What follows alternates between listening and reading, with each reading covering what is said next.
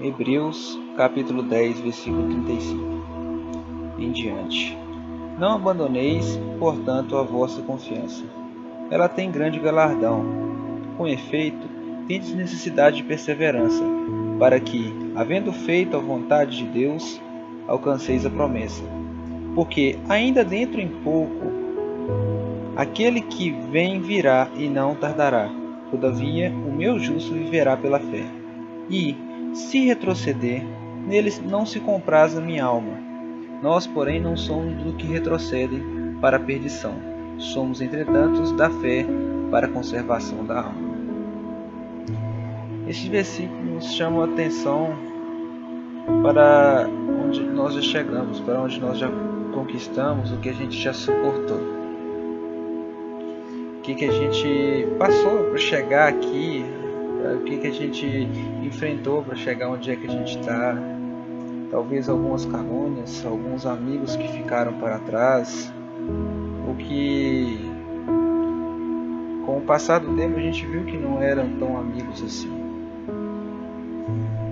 E quantas coisas tivemos que abrir mão, quantas coisas nós tivemos que recuar, quantos projetos morreram no meio do caminho, quantos projetos às vezes nem saíram dos sonhos.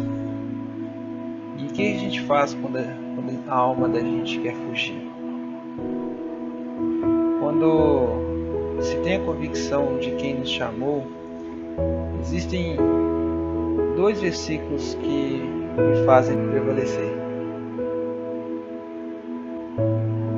Um deles é Atos 4:20, que é: pois não podemos deixar de falar daquilo que temos visto e ouvido, que é o fato de você ter ouvido falar e ouvido as maravilhas que Deus tem feito, principalmente aqueles que já caminharam algum tempo com Deus, têm algum tipo de experiência, ou pelo menos já ouviu algo que Deus já fez. E para quem já esteve caminhando com Deus e já viveu essa experiência, esse versículo e essa realidade deve ser uma das coisas que nos convence a permanecer. Porque a gente permanecer e diante daquilo que a gente viu, do que a gente ouviu, um dos maiores erros que a gente tem é de não compartilhar com o próximo, para que isso às vezes torne firmamento para aquela pessoa, pois muitas das vezes algumas das nossas experiências pode ser exatamente aquilo que a pessoa precisa ouvir. E João 6,68 que responde para Jesus, que é: para onde nós iremos, pois só tu tens as palavras de vida. Mas o que eu quero enfatizar, além desse entendimento que Pedro tem, que ele fala: olha, para onde que a gente vai se só tu tens as palavras de vida eterna, meu Deus? Ele está falando assim: meu Deus, esse mundo não tem nada que presta, esse mundo não tem para onde eu fugir, não tem nada que vai me dar paz, não tem nada que vai me dar um alento, não tem nada que vai me dar descanso se não for a tua presença. E ele identificou isso. A palavra que eu li, ela fala que o justo viverá pela fé, que é diferente de sobreviver pela fé. Ele não sobreviverá pela fé, ele viverá. Se você vive, você tem uma vida, você tem momentos de prazer, você tem momentos de alegria, você tem momentos de dificuldade, sim, você tem momentos em que você consegue passar por esses momentos, você tem momentos de descanso, ou você sabe que talvez essa tribulação que você passa, ela é passageira. Esse momento de dificuldade que você está nele, ele é momentâneo.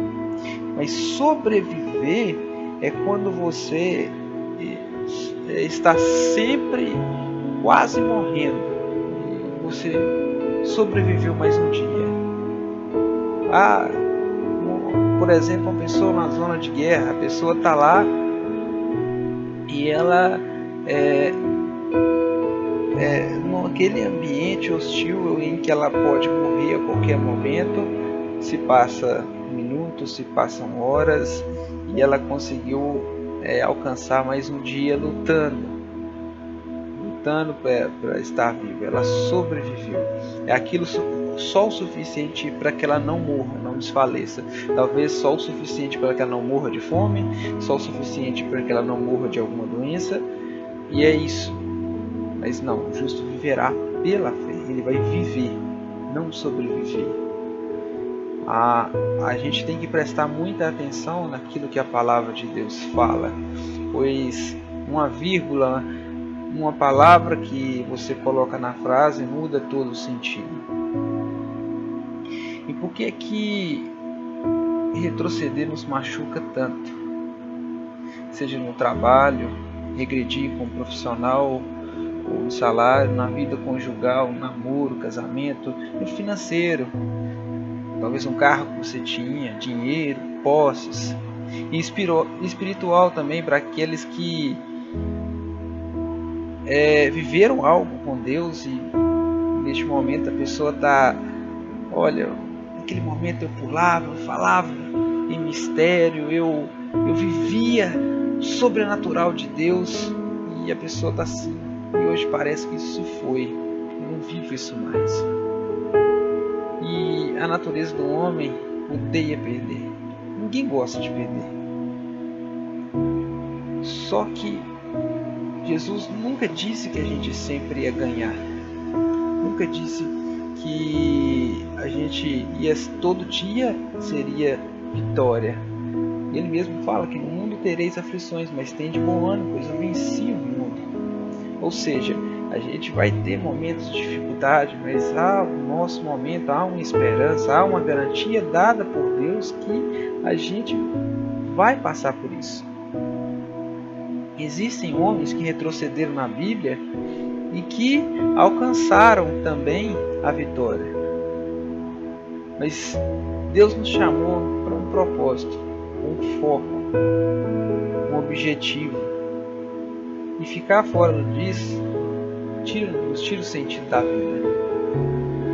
E muitas das vezes a gente passa anos e anos procurando um sentido para aquilo que a gente viveu. Eu não consigo entender o que eu estou fazendo aqui. Eu não sei o que eu tenho que fazer. Sempre tudo que eu faço, o meu dia, por mais que ele esteja ocupado, no final do dia sempre parece que tem um buraco que não nos preenche.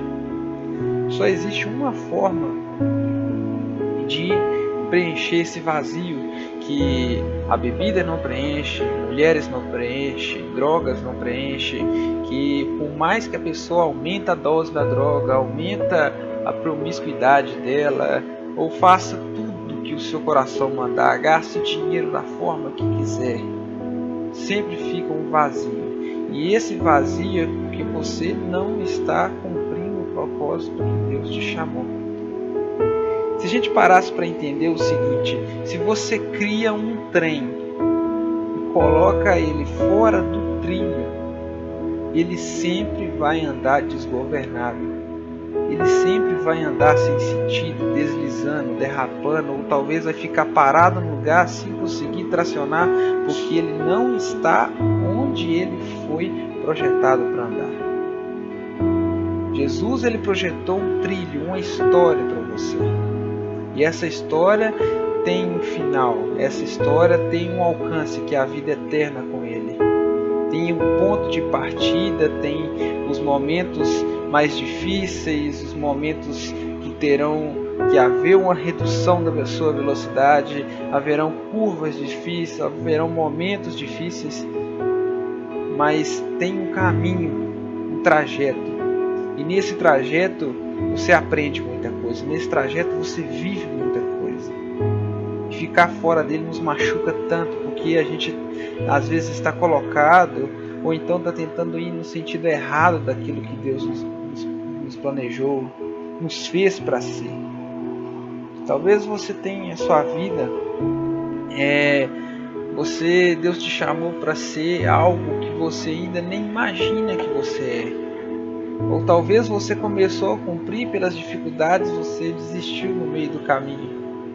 Mas nessa palavra que eu tenho, a palavra de Deus nos diz: olha, não retroceda, o justo viverá pela fé. Aquele que há de vir virá e não tardará, ele vem. Confia nele. E que a perseverança você vai alcançar aquilo que Jesus prometeu, pois Deus não fica devendo a ninguém. Espero que você reflita nessa palavra. Eu agradeço pela sua atenção. Boa noite.